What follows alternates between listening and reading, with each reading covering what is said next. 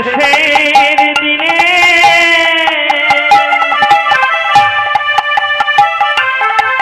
সঙ্গে যাবে তোমার শেষের দিনে সঙ্গে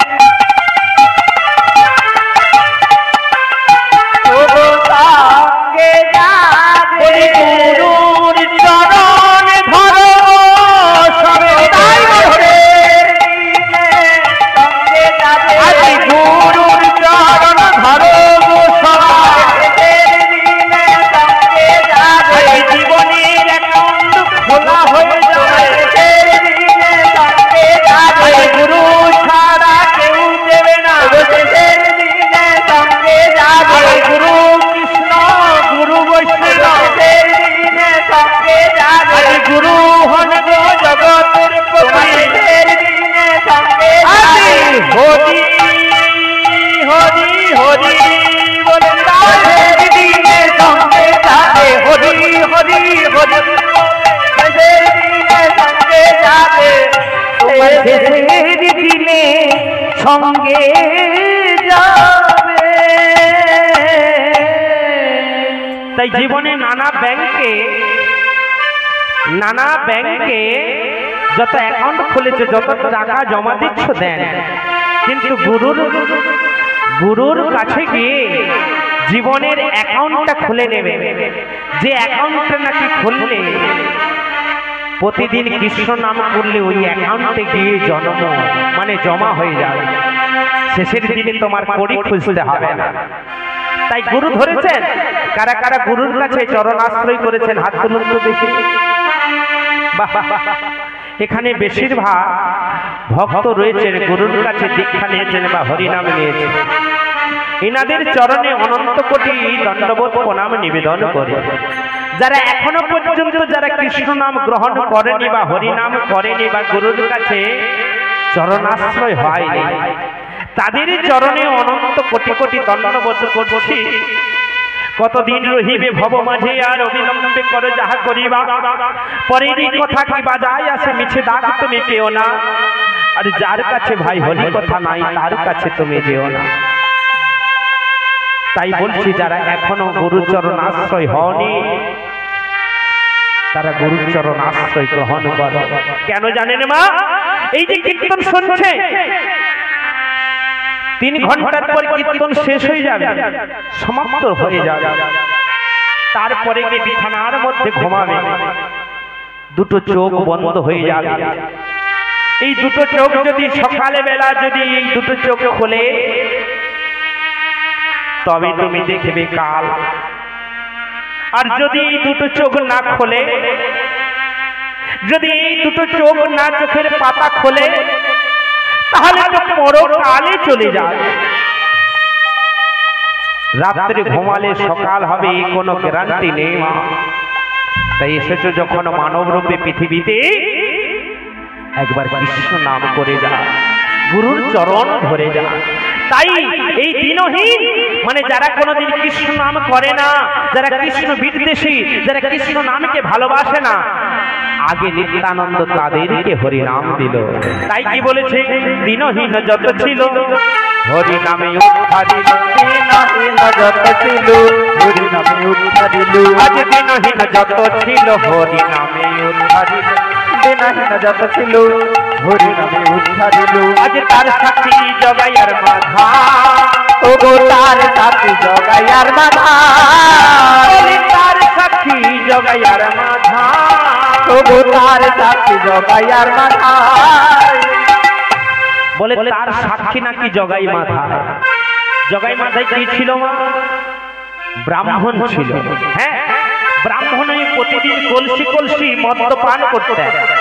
হ্যাঁ, কোনদিন কৃষ্ণ নাম করতেন, কোনদিন ঈশ্বরের নাম করতেন। শাস্ত্র পড়ে পড়ে বেছে বেছে খারাপ কাজগুলো করতেন, অত্যাচার করতেন মানুষের প্রতি। হ্যাঁ, শিশুগুলো হত্যা করতেন। কেমন ভাবে জানেন? তৎকালীন সময়ে এক গর্ভবতী মা রাস্তা দিয়ে হেঁটে হেঁটে তার স্বামী এবং তার জ্ঞাতি কুটুমরা নিয়ে যাচ্ছে ধাঁইয়ের বাড়িতে। তৎকালীন সময় তো হসপিটাল ছিল না, ধাই দিয়ে বাচ্চা হতো, ধাইমা যাকে বলা হয়। হ্যাঁ, বাচ্চা হতে নিয়ে যাচ্ছে। জগাই মাধাই এক জায়গায় বসে বসে মদ্যপান করে মাধাইকে বলেছে, জগাই, এই মাধাই, ওই কে যাচ্ছে রে? না, একজন বাচ্চা হবে বলে গর্ভবতী মা ধাইর বাড়িতে যাচ্ছে। আচ্ছা বলতে পারবি ওর পেটে ছেলে আছে না মেয়ে আছে? তখন মাধাই বলল, ছেলে আছে। জগাই বলল, না ওটা মেয়ে আছে। মাধাই বলছে, না ওটা ছেলে আছে।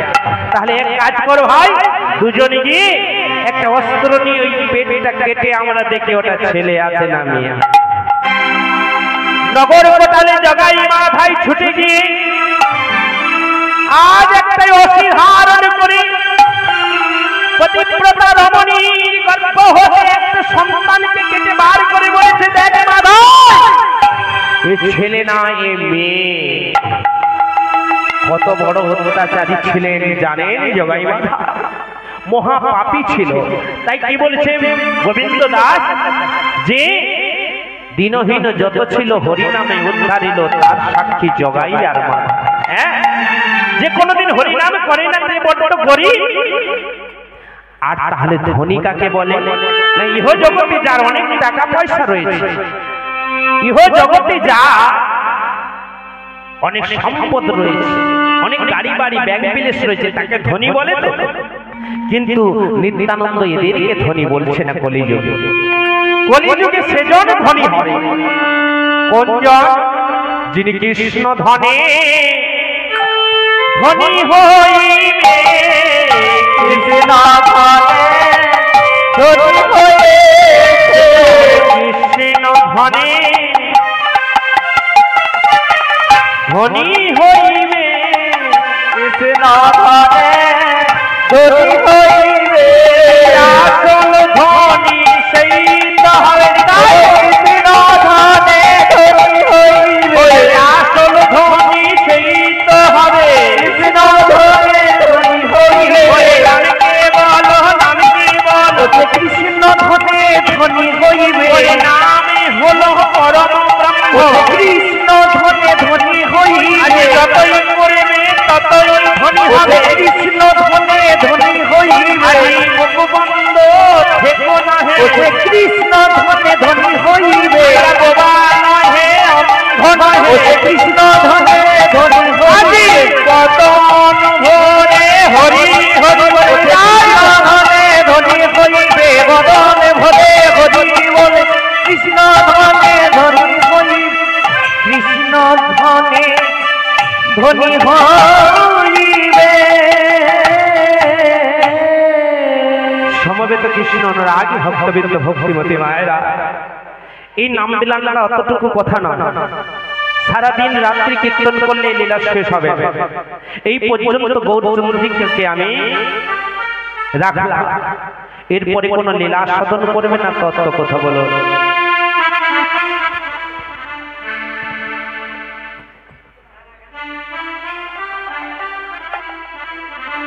নিতাই গৌর প্রেমানন্দ, হরি বল হরি বল।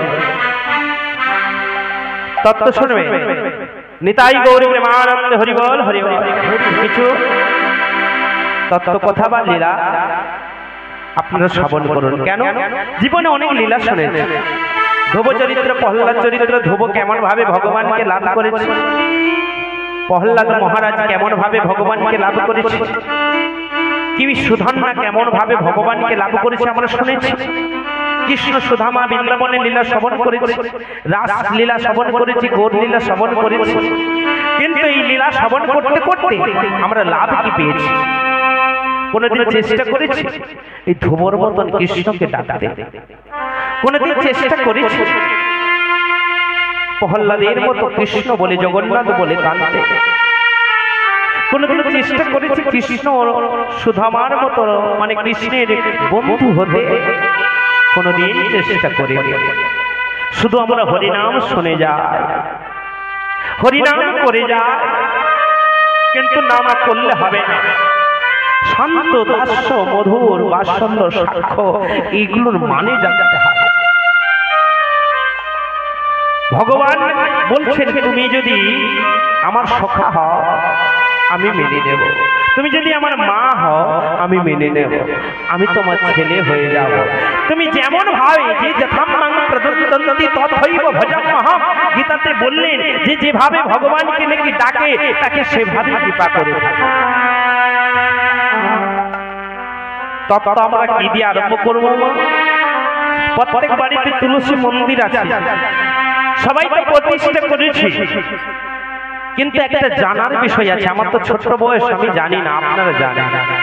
এই বাড়িতেও দেখছি তুলসী মন্দির রয়েছে। হ্যাঁ, সেই তুলসী মন্দিরটার নাম কি মা? মন চ, তাই তো? মঞ্চ বলে তুলসী মন্দির নাম, আরে মঞ্চ পূজা হচ্ছে কি অনেকে বলে। তাহলে মঞ্চ কথার অর্থ কি? মঞ্চ মানে নিজের মনকে ওখানে প্রতিদিন যেতে বলছে। এই হরি মন্দির করবো কেন বাড়িতে?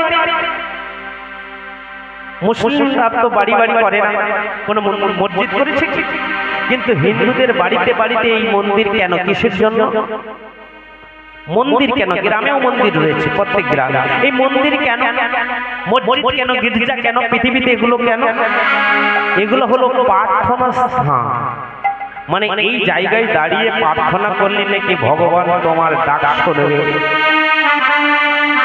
বলে হরি মন্দির করলে নাকি প্রতিষ্ঠা করতে হয়, প্রতিষ্ঠা না করলে নাকি তাকে পূজা মানে পূজা করা যায় না।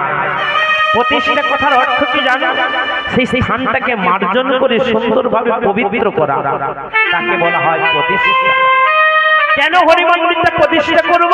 না, ওই জায়গায় বসে বসে যদি আমি প্রাণ গোবিন্দকে ডাকবো বলে, তাই হরি মন্দিরটা আমি প্রতিষ্ঠা করলাম।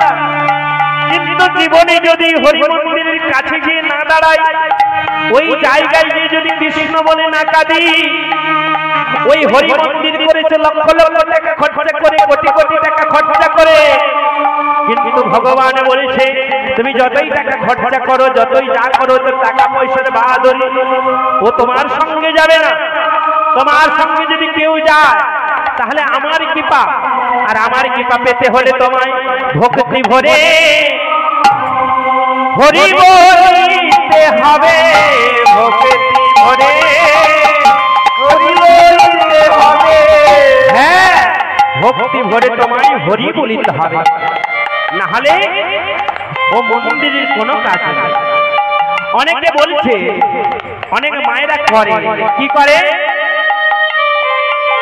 না, বাড়িতে সকাল হলে একজন মা ঘুম থেকে উঠে স্নান করে বেলা শাদি করে উনি হরি মন্দিরে ধুয়ে ফুল জল দিয়ে চলে এলো, আর কেউ গেল না। আপনারা ভাবছেন যে আমার বাড়িতে একজন করে চলে গেল, আমরা সবাই ভগবানের কৃপা লাভ করব, কোনোদিনের জন্য হবে না। ভগবান বলছে যে আমাকে ডাকবে আমি তাকে কৃপা করব, আর যে আমাকে ডাকবে না আমি তাকে কৃপা করব না।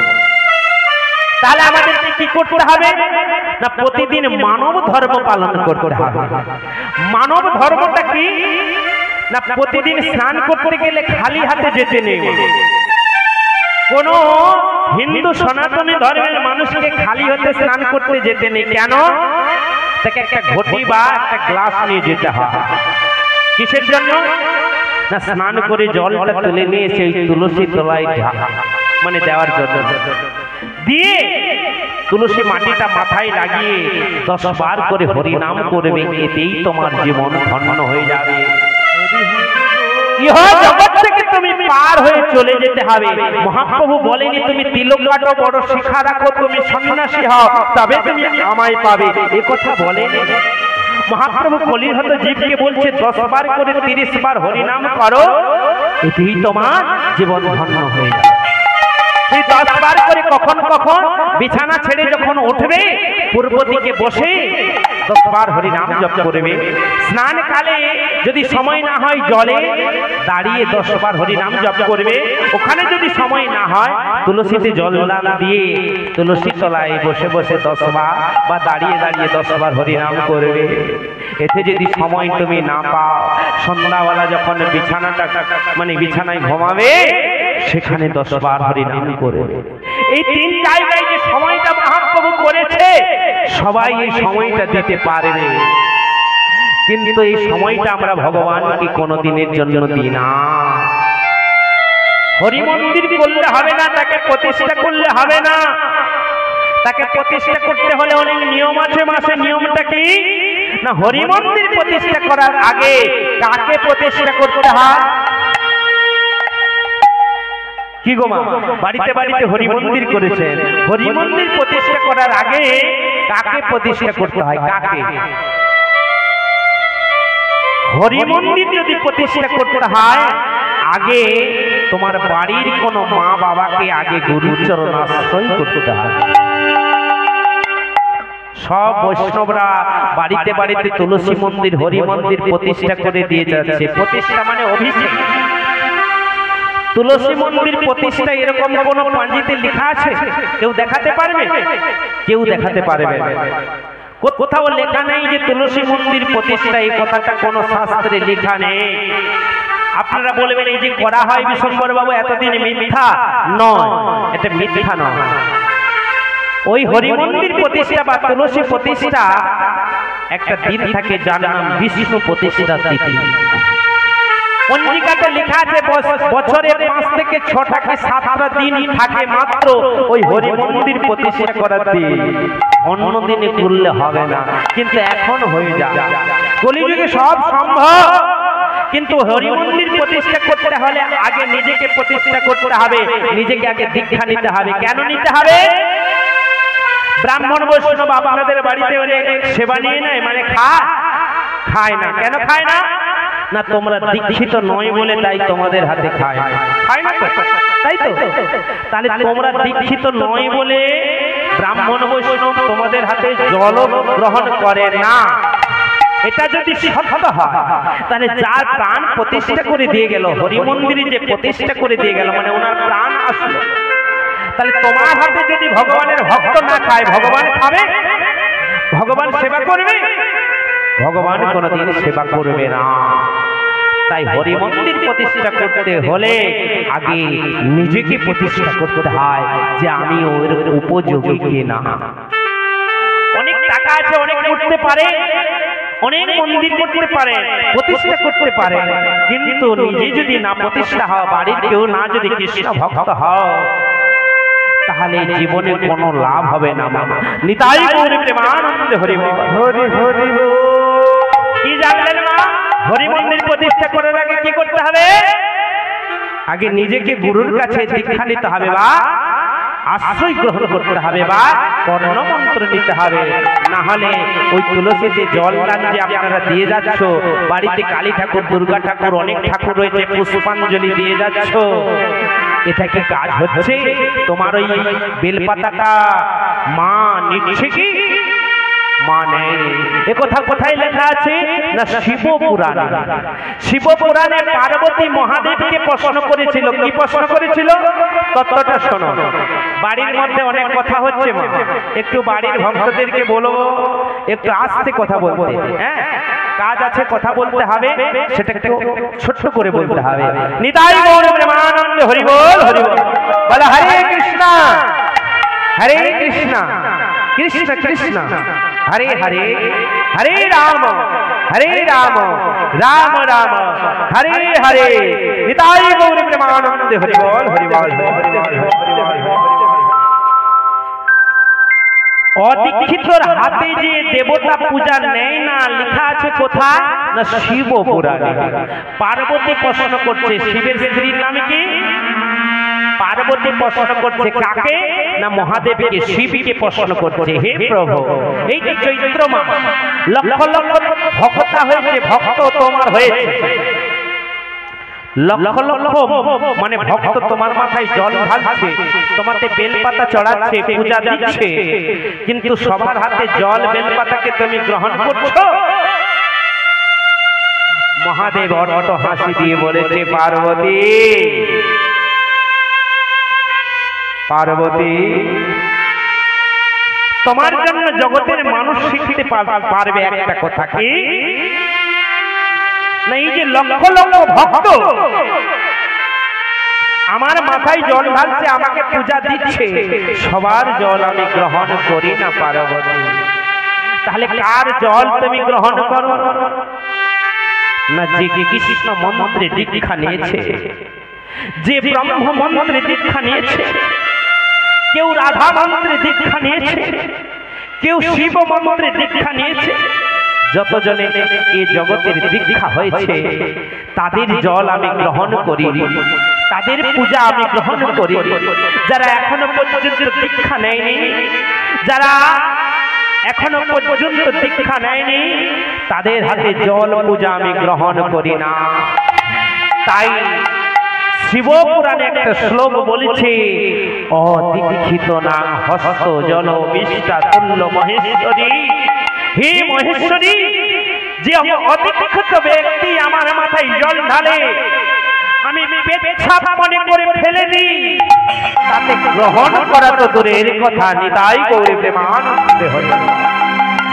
তাই দীক্ষা নেওয়া আবশ্যক না?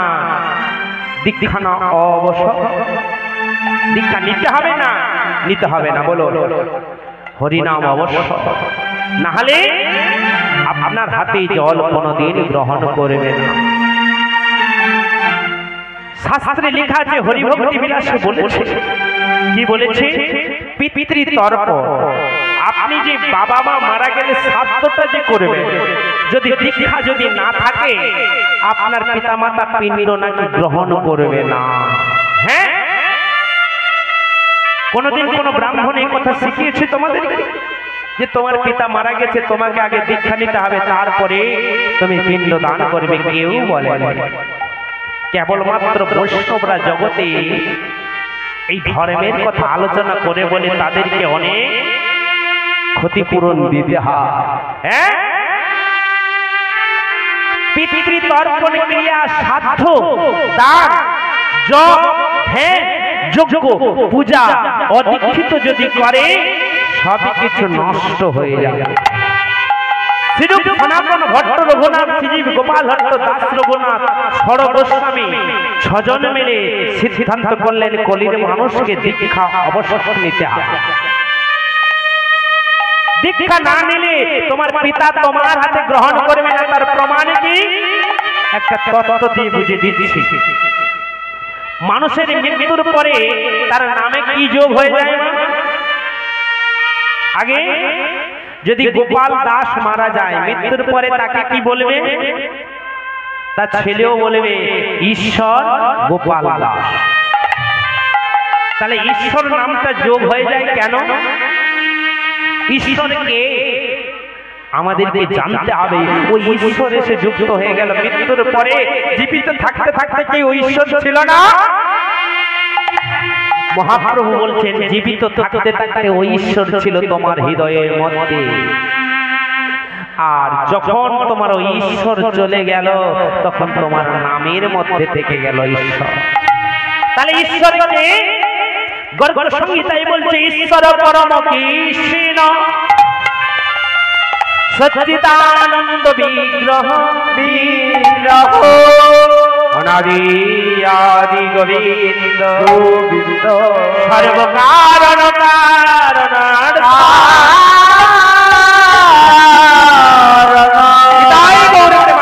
হরি বল হরি বল। ঈশ্বর পরম কৃষ্ণ মানে এই দেহটার কোনো দাম নেই। মৃত্যুর পরে এই দেহটা নশ্বর হয়ে যায়, এই দেহটাকে পুড়িয়ে দেয়। যদি সমুদ্রে কেউ মারা যায়, এই দেহটাকে কোনো মাছে খেয়ে নেয়। যদি জঙ্গলে, গভীর জঙ্গলে কেউ মারা যায়, এই দেহটাকে কোনো পোকামাকড়ে খেয়ে নেয়। যদি বাড়িতে মারা যায় এই দেহটাকে কেউ সমাধি করে, কেউ পুড়িয়ে দেয়, কেউ কবর দিয়ে দেয়, মানে দেহ নষ্ট।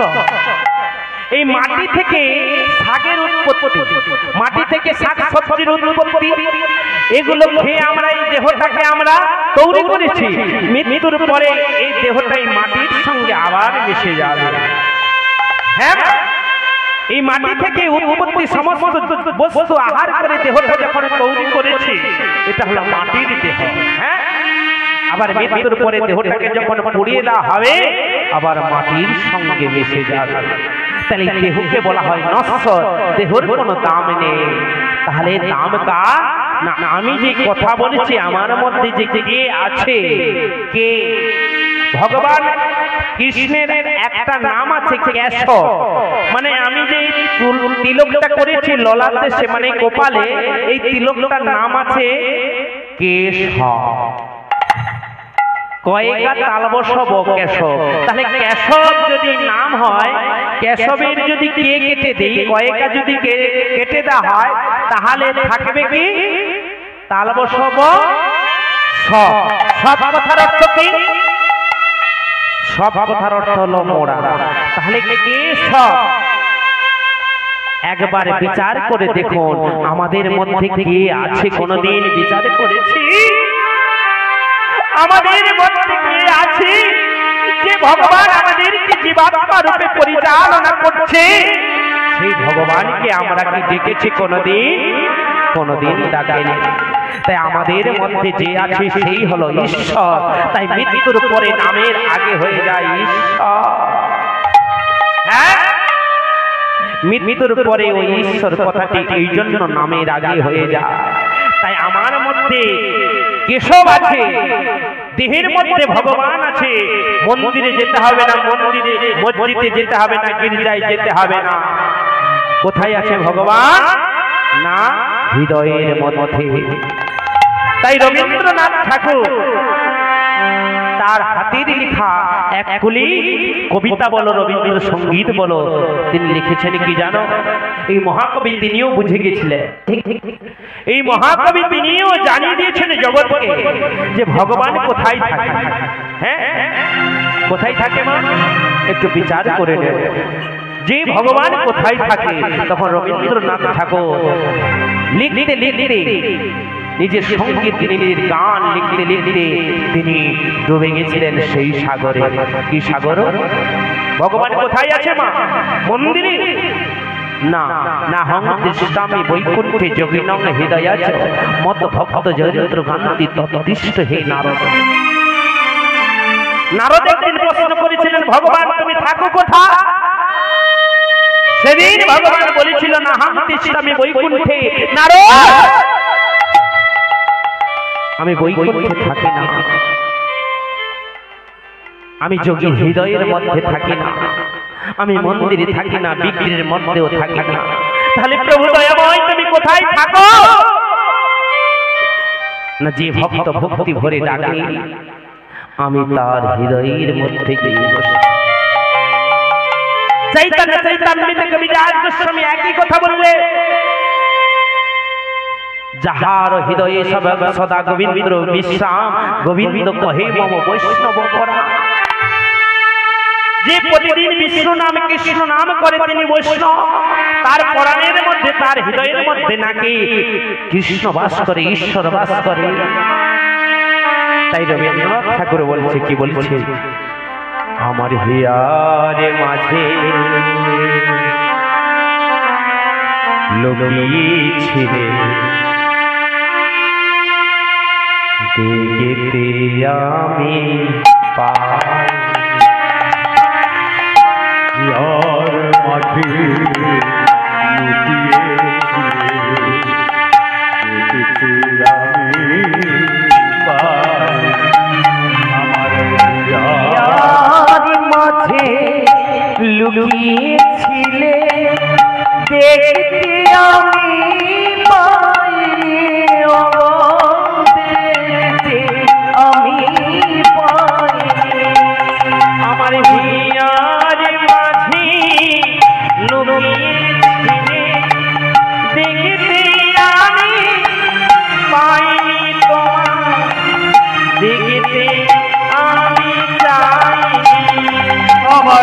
হিয়ার মাঝে লুকিয়েছিলে দেখতে আমি পাইনি তোমার দেখতে আমি পাইনি বহির প্রাণে চোখ মিলেছি হৃদয় প্রাণে গহীন গানে চোখ মেলেছি হৃদয় প্রাণে আমি বহির প্রাণে চোখ মিলেছি হৃদয় প্রাণে গহীন গানে চোখ মেলেছি হৃদয় প্রাণে কি বললেন রবীন্দ্রনাথ ঠাকুর? মন্দিরে ভগবানকে খুঁজতে বললে। বিশ্বকবি রবীন্দ্রনাথ বললেন যে আমার হিয়ার মাঝে লুকিয়েছিলে দেখতে আমি পাইনি তোমায় দেখতে আমি চাইনি বহির প্রাণে চোখ মিলেছি আমার হৃদয় প্রাণে চাইনি। কি বললে? আমি ভগবানকে খোঁজার জন্য মহাপ্রভুকে দেখে প্রণাম করছি বহির প্রাণে চোখ মিলেছে মানে চোখ মিলে বহির জিনিস দেখেছি মন্দিরে গেছি তীর্থস্থানে গেছি গুরুদেবকে দেখেছি কিন্তু আমার হৃদয়ে প্রাণে কোনোদিনই যায় তাই রবীন্দ্রনাথ কি বললেন বহির প্রাণে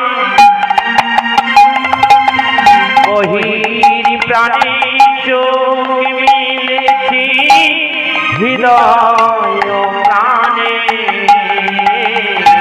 বহির প্রাণে চোখ মিলেছি হৃদয়ে আমি বহির প্রাণে চোখ মিলেছি হৃদয় প্রাণে আমি বহির প্রাণে চোখ মিলেছি হৃদয়ে আমি বহির প্রাণে চোখ মিলেছি হৃদয় প্রাণে চাইনি হিয়ার মাঝে তাই বলে হরিবল দেখতে আমি পাইনি ও গো দেখতে আমি পাইনি তাই বলে হরিবল হিয়ার মাঝে লুকিয়েছিলে দেখতে আমি পাইনি ও গো দেখতে আমি পাইনি ও দেখতে আমি পাইনি। তাহলে সাধনা কেমন ভাবে করব? তাকিয়ে করতে হয় কৃষ্ণ নাম না চোখ বন্ধ করে? তাকিয়ে কৃষ্ণ নাম করতে হয় না চোখ বন্ধ করে? গুরুদেব বলছেন, বৈষ্ণব বলছেন, ভগবান বলছে চোখ বন্ধ করে তাকে স্মরণ করো। তাহলে মন্দিরে গিয়ে লাভ কি ভগবানের কাছে? কি গো ওই বাড়িতে যে মন্দির প্রতিষ্ঠা করেছে ওর কাছে গিয়ে লাভ কি? এই জন্য বলছে দেহ তো আগে জানবে বন যদি গরিবী রে হরি সাধন। তোর কোনটা উত্তর কোনটা দক্ষিণ কোনটা মধুর বৃন্দাবন, হ্যাঁ দেহ তত আগে জানবে বন। দেহের মধ্যে যে ভগবান আছে তাকে কোনোদিনের জন্য খুঁজিনি, কিন্তু মন্দিরে পাষাণ বিগ্রহের কাছে সারাটা জীবন কাটিয়ে দিলাম। হরিনাম করতে হলে চোখ বন্ধ করে 10 মিনিট, আমি বলছি 24 ঘন্টায় 10 মিনিট নয়, 5 মিনিট নয়, আপনি ভগবানকে 2 মিনিট দেন। 1 মিনিট মনটাকে শক্ত করে চোখ বন্ধ করে তার শরণাগত মানে তার শরণাপন্ন হয়ে যান, আর 1 মিনিটে হরি বল বলে এই 2 মিনিটে কাজ হয়ে যাবে। জন্ম জন্মান্তরের পাপ নষ্ট হয়ে যাবে। ভজন এইভাবে করতে হয়, না হলে আপনি কৃষ্ণ নাম করছেন তাকিয়ে করছেন, আপনি হরি নাম মুখে মুখে বলছেন, কিন্তু অন্য কোন পাড়ার দিদি কাকিমা আপনার মনের মধ্যে আছে, হরি নামে কাজ হবে? হৃদয়ের মধ্যে যদি অন্য কোনো পরপুরুষ থাকে, অন্য কোনো মানুষ থাকে, অন্য কোনো মা বসে থাকে, তাহলে হরিনামে কোনো কাজ হবে? কাজ হবে না। তাহলে হরিনামটা করতে হবে কিভাবে? না, হৃদয়ের মধ্যে আগে চোখ বন্ধ করে কৃষ্ণর যে ছবিটা আছে সেই ছবির দিকে তাকাবেন, চোখ বন্ধ করবেন, কৃষ্ণের স্বরূপ, গৌরের স্বরূপ, নিত্যানন্দ স্বরূপ, নারায়ণের স্বরূপটা দেহের মধ্যে নিয়ে এসে একবার হরি বল যদি বলে দিতে পারে, সেই হরিনামের আপনাদের কাজ হয়ে যাবে। এই নিয়ে তোমাদের কোনো সন্দেহ নেই। তাই হরিনাম এভাবে সেভাবে করতে নেই। অবহেলায় নামে জপিলে পাবি না ফল কোনো কালে। দ্বিজচন্ডী দাসী বলে, মানুষ হয়েছে এমন, কৃষ্ণ নাম করতে গেলে একটু সময় দিতে পারো না? দেহের মধ্যে একটু ভক্তি আনতে পারো না? রাধা ভাব আনতে যদি না পারো, তুমি কিসের ভক্ত হয়েছো? তুমি কেমন ভক্ত হয়েছো যে দেহের মধ্যে অন্যজন থাকবে অথচ কৃষ্ণ নাম করে যাবে? ওতে কোনো কাজ হবে না। তাহলে তত্ত্ব কি জানলাম? 1 নম্বর জানলাম, হরি মন্দির প্রতিষ্ঠা করতে হলে আগে নিজেকে প্রতিষ্ঠা হতে হবে। 2 নম্বর তত্ত্ব কি শুনলাম? হরিনাম করতে হলে আগে দেহে মধ্যে কৃষ্ণকে বসাতে হবে। হ্যাঁ, কৃষ্ণকে, গৌরকে, নারায়ণকে বসাতে হবে। যে যাকে ভালোবাসো, সবার ভালোবাসার বিগ্রহ তো এক নয়। কেউ কৃষ্ণকে ভালোবাসে, কেউ আবার গোপালকে ভালোবাসে, কেউ আবার মহাপ্রভুকে ভালোবাসে, কেউ আবার গৌরকে ভালোবাসে। হ্যাঁ, যে যাকে ভালোবাসো, যে যার আরাধ্য, সেই আরাধ্য দেবতাকে হৃদয়ের মাঝে রেখে আপনারা ভজন করে যাবে। তাই গৌর প্রেমানন্দে হরি বল, হরি বল। এইভাবে ভজন করে যাবে। তাহলে ভজনটা কেমন হবে? কেমন হবে মা? এই যে শুনে যাচ্ছ, কীর্তন শুনে যাচ্ছ ভাইয়ের বাড়ি, প্রতিদিন আপনারা কীর্তন শুনছেন, আপনাদের গ্রামে কীর্তনে রয়েছে, প্রতিদিন কীর্তন হচ্ছে, হয়তো প্রতিদিন হরিকথা হচ্ছে। হ্যাঁ, এই বজবাবুর বাড়িতে আসি, হ্যাঁ প্রত্যেক বছর আসি, একটা সম্পর্ক রয়েছে, আত্মীয়তা। তাই অনেক হরিনাম শোনায়, অনেক প্রসাদ দান করে।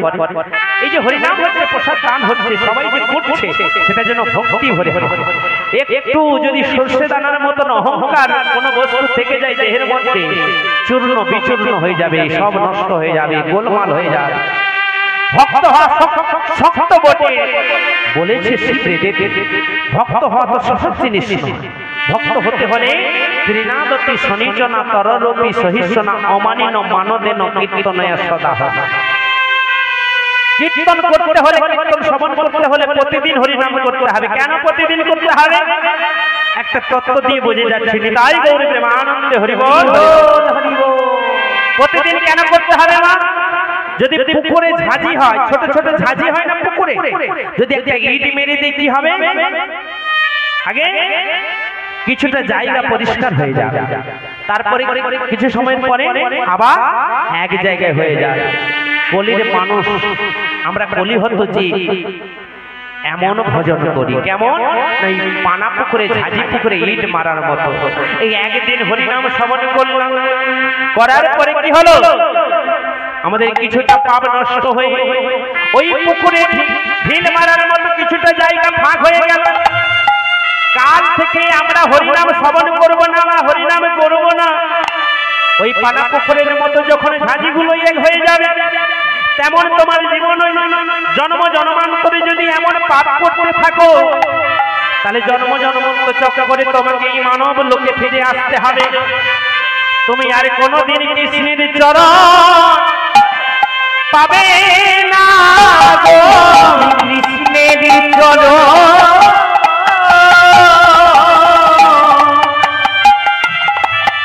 পাবে না গো। তাই বলেছি ভক্ত মন্ডলী, ভক্তিমতী মায়েরা, কাল থেকে কি করবেন? প্রতিদিন হরিনাম করবেন, কৃষ্ণ নাম করবেন। করতে করতে দেখবেন প্রতিদিন যদি পুকুর থেকে ঝাঁঝিগুলো তুলতে থাকি, একদিন ঝাঁঝি পরিষ্কার হয়ে যাবে। আর তেমন প্রতিদিন যদি হরিনাম করতে থাকি, একদিন আমাদের জীবনের সব পাপ নষ্ট হয়ে যাবে।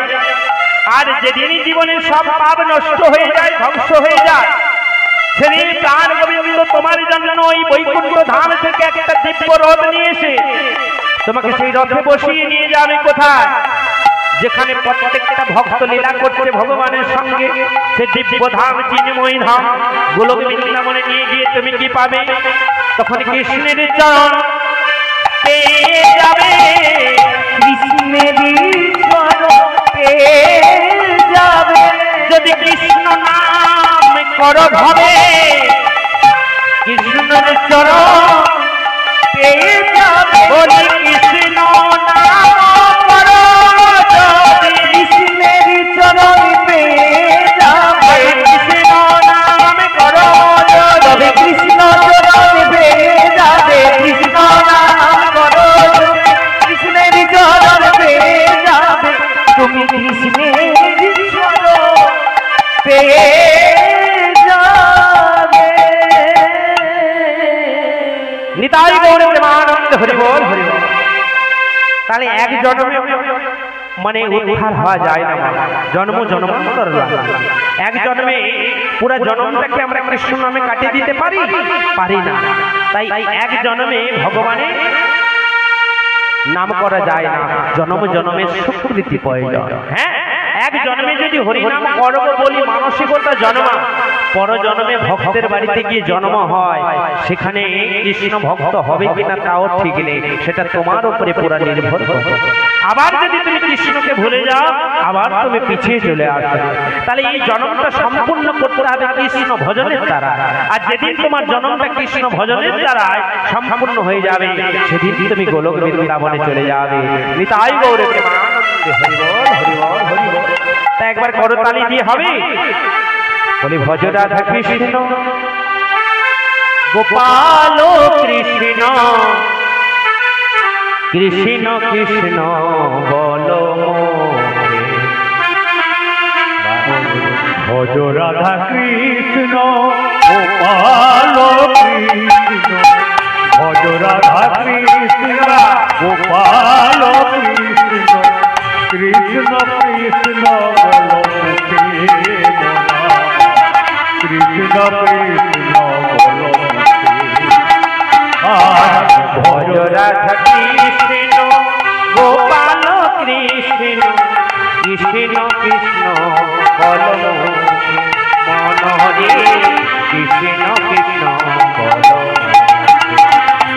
একবার ভজ রাধা কৃষ্ণ গোপাল কৃষ্ণ, ভজ রাধা কৃষ্ণ গোপাল কৃষ্ণ, কৃষ্ণ কৃষ্ণ বল মুখে মোরা, কৃষ্ণ কৃষ্ণ বল মুখে।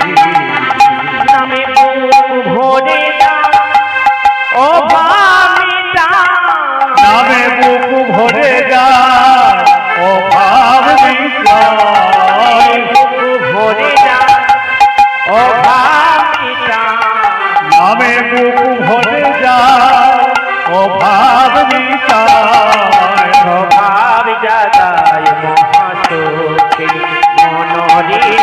কৃষ্ণ কৃষ্ণ ভজ রাধা কৃষ্ণ গোপাল কৃষ্ণ, ভজ রাধা কৃষ্ণ গোপাল কৃষ্ণ, কৃষ্ণ কৃষ্ণ বল মোরে, কৃষ্ণ কৃষ্ণ বল মোরে। ভজ মোর মতি তব চির সাথী,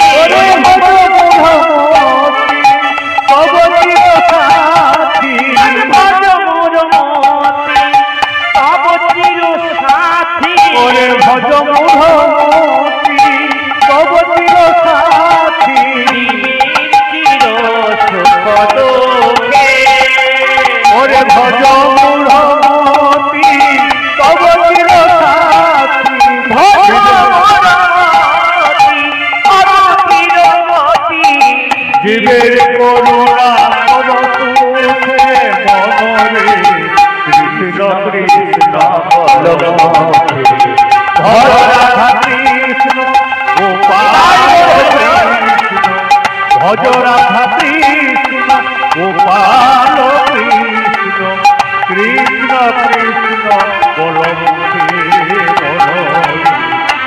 কৃষ্ণ কৃষ্ণ বলো মূর্তি। জয় রাধা মাধব কি জয় বঙ্কি বিহারী গোবিন্দ কি জয় রাধা লাল কি জয় মহাপ্রভু কি জয় পঞ্চতত্ত্ব কি জয় হৃদয় গৌর প্রেমানন্দ হরি হরি বল হরি বল হরি বল। ও মা একটা কথা বলবো রাখতে হবে, সেটা কি না কীর্তন সমাপ্তির পরে সবাই একটু প্রসাদ পেয়ে যাবে। যখন শেষ করে দিতে বলবো বলবেন আপনারা আমি শেষ করে দেব, তাই কীর্তনের শেষে আপনারা একটু প্রসাদ পেয়ে যাবেন। তাহলে হরিনামে কেন শ্রবণ করতে হয় না মানুষ নাকি সৎ পথে চলে। গুরুর গৃহে কেন যেতে হয় না গুরু বাক্যকে স্বীকৃতি করিয়া ঐক্য অর্থাৎ তার বাক্যকে ঐক্য করে সেই কথা মেনে চললে নাকি ধর্মপদ অবলম্বন করা হয়। শ্রীমান মহাভারতে একজন মানুষ ছিলেন যার নাম ধর্মরাজ যুধিষ্ঠির। পাঁচ ভাইকে মানে একসঙ্গে করে নিজের ধর্মপতি সঙ্গে নয়ে মহাভারতের শেষে তিনি স্বর্গে যাত্রা করেছেন। কোথায়? স্বর্গে যাত্রা করেছেন। কিন্তু পাঁচ ভাই তো ধর্মযুদ্ধ করেছিলেন, তাই তো? কিন্তু পাঁচ জনের মধ্যে চারজন যেতে পারল না, একজনে গেছিল স্বর্গে। কেন? বৈষ্ণব হওয়া এত সহজ জিনিস নয়, কৃষ্ণ ভক্ত হওয়া এত সহজ জিনিস নয়। কিন্তু তার সঙ্গে একটা কুকুরও ছিল। পঞ্চপাণ্ডব পাঞ্চালী কজন হলো? 6 জন আর একটি কুকুর। স্বর্গে যাত্রায় একটা কুকুর ছিল ধর্মরাজের সঙ্গে, কালো রঙের কুকুর। হ্যাঁ, অন্য রঙের নয়, কালো রঙের একটা কুকুর ওর সঙ্গে ওর আগে আগে স্বর্গের পথ দেখে নিয়েছিল। আর সেই পথে নাকি ধর্মরাজ যুধিষ্ঠির মানে 4 ভাই নিজের স্ত্রীকে নিয়ে হাঁটতে হাঁটতে চলেছে।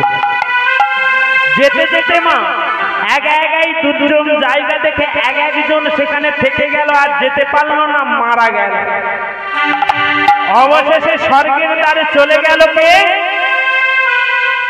ধর্মরাজ যুধিষ্ঠির আর ওই কালো কুকুরটিকে। ধর্মরাজ যুধিষ্ঠির আর কালো কুকুরটি স্বর্গের দ্বারে দাঁড়িয়ে গেছে। হঠাৎ সেখানে এক রাজা উপস্থিত, যার নাম ধর্মরাজ, যার নাম যমরাজ। সেই যমরাজ ধর্মরাজ যুধিষ্ঠিরকে প্রশ্ন করলেন, হে যুধিষ্ঠির,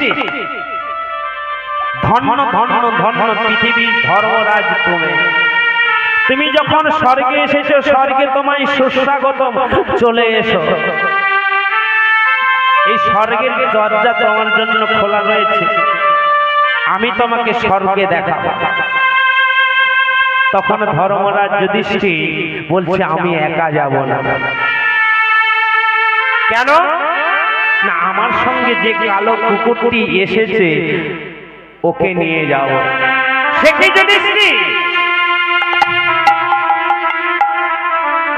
তোমাকে এই স্বর্গে স্বাগতম জানালাম, তোমাকে ঢোকার নির্দেশ দিলাম, অনুমতি দিলাম, কিন্তু এই কুকুরের জন্য অনুমতি নয়। তখন ধর্মরাজ যুধিষ্ঠির বললেন, তুমি কে আমি জানি না, তবে শুনে রাখো যে স্বর্গে যাত্রার জন্য আমি স্বর্গের দ্বারে এসে দাঁড়িয়েছি। এই ধর্মরাজ যুধিষ্ঠির বলছে যে এই কুকুর যদি স্বর্গে যাওয়ার অধিকার না পায়, ওর ভিতরে ঢোকার অনুমতি যদি না পায়, এই যুধিষ্ঠিরও যাবে না। কেন জানে? কেন? সেই মর্তলোক থেকে আমার ভাইরা আস্তে আস্তে এক এক পথে এক একজন মারা গেছে। আমার স্ত্রী পাঞ্চালীও এক জায়গায় থেকে গেছে, তিনিও মারা গেছে, কিন্তু জীবিত আছে এই আমার পথের সঙ্গী। এই বন্ধুকে ছেড়ে আমি কোনোদিন স্বর্গে যেতে পারবো না। তাই যদি স্বর্গে যেতে হয়, এই কুকুরটিকে নিয়ে আমি ঢুকবো, নাহলে আমি ঢুকবো না, এই আমি চলে গেলাম। যমরাজ বলছে, সত্যি তুমি ধর্ম, তোমার কাছে আমি পরাস্ত হলাম, তোমার ওই কুকুরটি নিয়ে তুমি এসো, আগে আমার বাড়িতে যাবে। কি করলে? যমরাজ তার নিজের বাড়িতে ধর্মরাজ যুধিষ্ঠিরকে নিয়ে গেলেন আর কুকুরটাকে নিয়ে গেলেন। কুকুরটাকে নিয়ে গিয়ে কুকুরটাকে একটা জায়গায় রেখে ধর্মরাজ যুধিষ্ঠিরকে সর্বপ্রথম কি করলেন? সেই রাজসভার দিকে বলে, তুমি উপর দিকে দৃষ্টি দিয়ে দেখো তো তোমার আগে কারা কারা স্বর্গে এসেছে। ধর্মরাজ যুধিষ্ঠির যখন উপর দিকে তাকিয়ে দেখলো দুর্যোধন দাঁড়িয়ে আছে। কি আমার আগে দুর্যোধন স্বর্গে এসে গেছে? না, হ্যাঁ, ওই দেখো দুর্যোধন, দুঃশাসন, একলব্য, ভীষ্ম, শকুনি মামা, তোমার 100 ভাই ওই তোমার স্বর্গে দাঁড়িয়ে আছে। 100 ভাই আমার আগে স্বর্গ প্রাপ্তি হয়ে গেছে? না, হ্যাঁ। ধর্মরাজ যুধিষ্ঠিরকে দেখে দুর্যোধন স্বর্গ থেকে বলেছে, জ্যেষ্ঠ ভ্রাতা,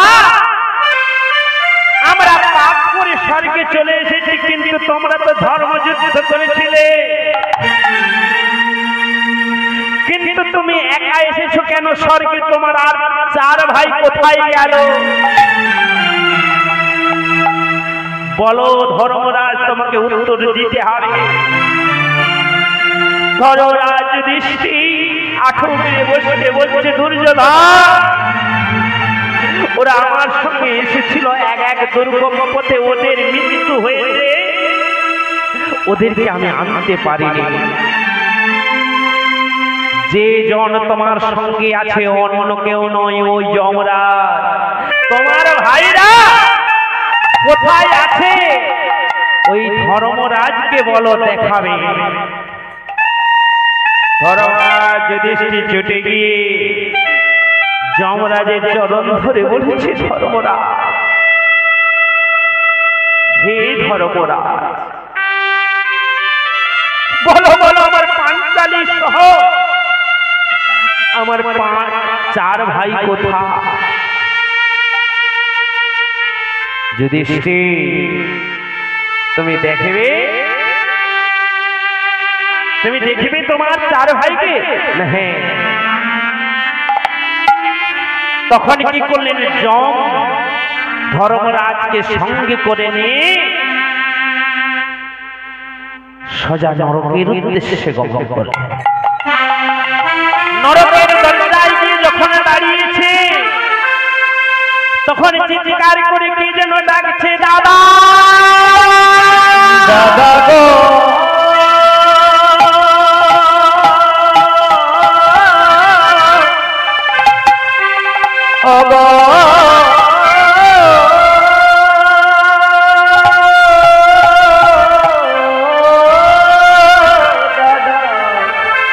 দাদা গো,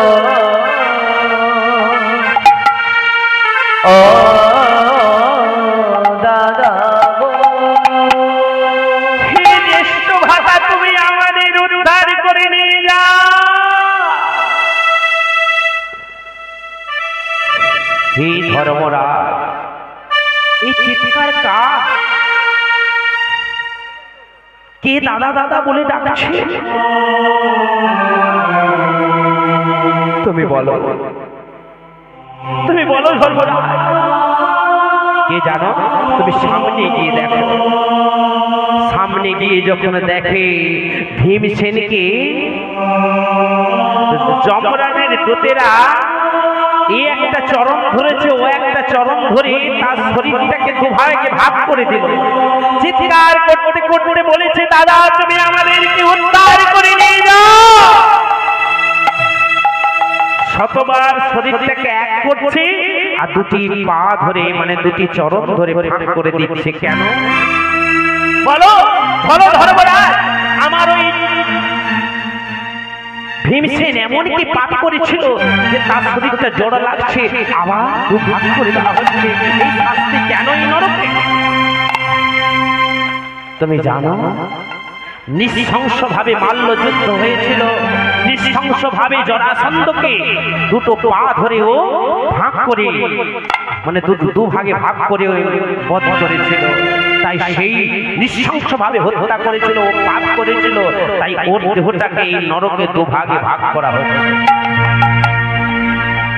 আজকে যখন জোড়া লাগিয়ে দিল তখন চিৎকার করে বলেছে, দাদা তুমি প্রাণ গোবিন্দকে বলো যেন আমাদেরকে উদ্ধার করে নিয়ে যাও। আবার পিছন থেকে একজন ডাকছে, দাদা তুমি এদিকে এসো। ঘুরে তাকায়, অর্জুনকে ভীষণ ভাবে শাস্তি দেওয়া হচ্ছে। কিভাবে?